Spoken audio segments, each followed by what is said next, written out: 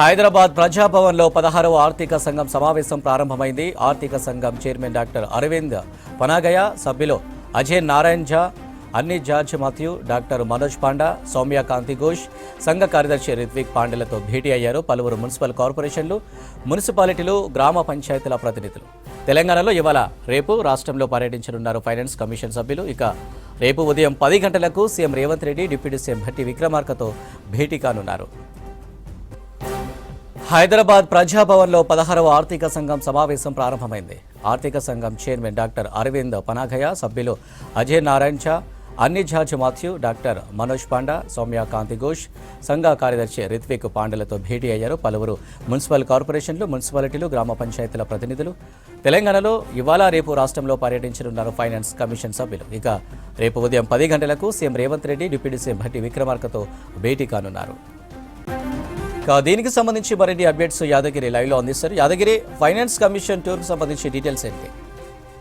అనిల్, ఇవాళ రేపు 2 రోజుల పాటు 16th ఫైనాన్స్ కమిషన్ తెలంగాణలో వివిధ ప్రతినిధులతో సమావేశం కాబోతుంది. ఆల్రెడీ నిన్న సాయంత్రమే తెలంగాణకు ఈ 15th ఫైనాన్స్ కమిషన్ చైర్మన్తో పాటు సభ్యులు హైదరాబాద్ చేరుకున్నారు. ఇక కొద్దిసేపటి క్రితమే ప్రజాభవన్కి వెళ్ళారు. ప్రజాభవన్లో ఆల్రెడీ ఈ 16th ఫైనాన్స్ కమిషన్ సభ్యులు ఏదైతే ఈ మున్సిపల్ తర్వాత గ్రామ పంచాయతీ తర్వాత ఈ గ్రేటర్ హైదరాబాద్కి సంబంధించినటువంటి అధికారులతో, ప్రతినిధులతో సమావేశమయ్యారు. ఈ సమావేశంలో ఈ 3కు సంబంధించి గ్రామ పంచాయతీలు, తర్వాత ఈ మున్సిపాలిటీలు, తర్వాత ఈ మున్సిపల్ కార్పొరేషన్లకు సంబంధించినటువంటి నిధులు, తర్వాత ఉన్నటువంటి సిచ్యువేషను, సో దీని మీద ఈ ప్రధానంగా చర్చ జరిగే అవకాశం ఉంటుంది. ఇక ఈ ఫైనాన్స్ కమిషన్ నుంచి మేజర్గా ఈ గ్రామ పంచాయతీలకు, రూరల్ డెవలప్మెంట్కి సంబంధించి ఎక్కువగా నిధులు కేటాయిస్తూ ఉంటారు.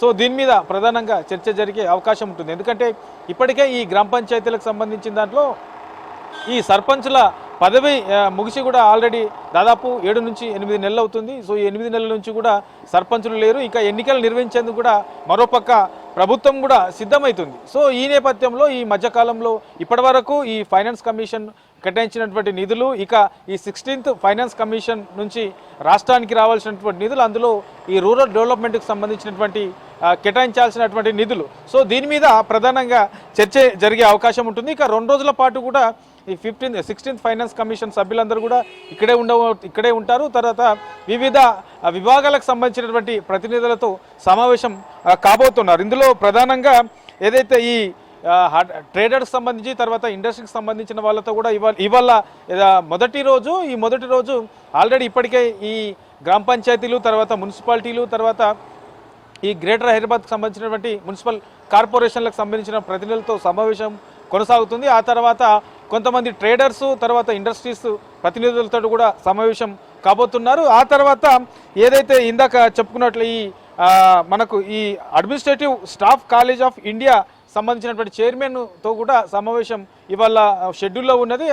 వాళ్ళతో కూడా ఇవాళ సమావేశం కాబోతున్నారు. ప్రధానంగా ఇవాళ జరిగేటువంటి ఈ సమావేశంలో కూడా ఈ ఫైనాన్స్ కమిషన్ నుంచి వచ్చేటువంటి నిధులు, తర్వాత దానికి సంబంధించి ఇప్పటివరకు ఎన్ని కేటాయించారు, అందులో ఖర్చు పెట్టింది ఎంత, ఒకవేళ ఖర్చు పెట్టకపోతే ఎందుకు, రీజన్స్ ఏంటి అనే దాని మీద ఓవరాల్గా వీళ్ళతో చర్చించే అవకాశం ఉంటుంది. ఇక ఈరోజు ఇది మొత్తం ఈ ప్రతినిధులతో సమావేశం ఉంటుంది. ఇక రేపు డిప్యూటీ సీఎం, తర్వాత సీఎం రేవంత్ రెడ్డితో పాటు పలువురు ఉన్నత స్థాయి అధికారులు, ఫైనాన్స్ సంబంధించిన శాఖ అధికారులతో, ఐఏఎస్ అధికారులతో పాటు మిగతా శాఖలకు సంబంధించినటువంటి కొంతమంది సీనియర్ అధికారులతో ఏదైతే 16th ఫైనాన్స్ కమిషన్ ఉందో రేపు ఉదయం 10 గంటలకు సమావేశం కాబోతుంది.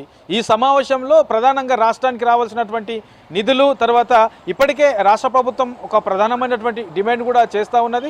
సో ఏదైతే జనాభా ప్రాతిపదికన కాకుండా రాష్ట్ర అవసరాల దృష్టిలో పెట్టుకొని నిధులు కేటాయించాలని చెప్పేసి ప్రభుత్వం ఆ దిశగా ముందుకెళ్తుంది. కాబట్టి దీని మీద కూడా చర్చించే అవకాశం ఉంటుంది. ఇక ఈ మధ్యకాలంలో మనం రాష్ట్రంలో చూసాము, ఈ వరదల వల్ల చాలా నష్టపోయింది. దాదాపు ఇప్పటికే 5,000 కోట్లకు పైగా నష్టం జరిగినట్లు ప్రాథమిక అంచనా కూడా వేశారు. సో దీనికి సంబంధించి ఈ 2,000 కోట్లు ఇప్పటికిప్పుడే 2,000 కోట్లు కేటాయించాలని చెప్పేసి కేంద్ర ప్రభుత్వాన్ని రాష్ట్ర ప్రభుత్వం కూడా కోరింది. దానికి సంబంధించినటువంటి లేఖ కూడా రాశారు. ఇక పూర్తి స్థాయిలో నివేదిక వచ్చిన తర్వాత ఈ నష్టం అనేది, ఇందాక ప్రాథమిక అంచనానే 5,000 కోట్లకు పైన ఉన్నది కాబట్టి ఈ అంచనా మరింత పెరిగే అవకాశం ఉంటుంది. కాబట్టి కేంద్ర ప్రభుత్వం ఈ విషయంలో కొంత సహకరించాలి, భారీ స్థాయిలో నిధులు కేటాయించాల్సిన అవసరం ఉంటుంది అని చెప్పేసి ఇప్పటికే ప్రభుత్వం డిమాండ్ చేస్తుంది. అందులో భాగంగానే ఇవాళ ఈ 16th ఫైనాన్స్ కమిషన్ సభ్యులతో జరిగే సమావేశంలో, రేపు జరిగే సమావేశంలో దీని మీద సీఎం రేవంత్ రెడ్డితో పాటు డిప్యూటీ సీఎం బట్టి విక్రమార్క, పలువురు అధికారులు ఫైనాన్స్ కమిషన్ సభ్యులకు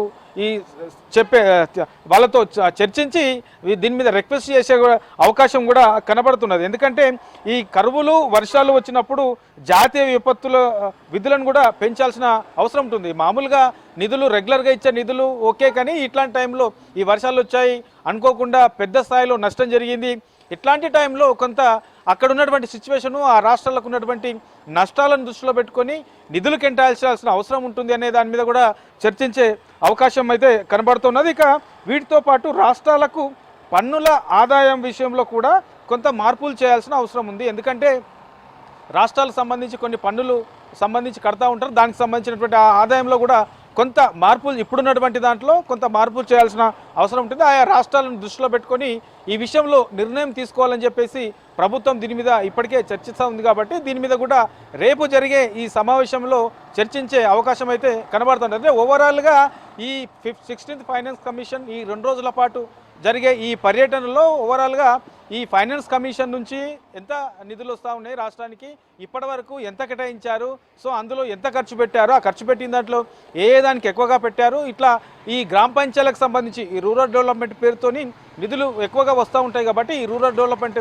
ఎక్కడెక్కడ ఎంత అభివృద్ధి చేశారు, ఈ నిధులను ఎంత ఖర్చు పెట్టారు, ఇక 16th ఫైనాన్స్ నుంచి రాష్ట్రానికి ఎంత వచ్చే అవకాశం ఉంటుంది, దాన్ని ఎట్లా ప్రణాళికాబద్ధంగా ఖర్చు చేసుకునే అవకాశం ఉంటుంది. ఇట్లా ఓవరాల్గా వీటి మీదనే ఈ 2 రోజుల పాటు కూడా ఈ చర్చలు జరిగే అవకాశం ఉంటుందని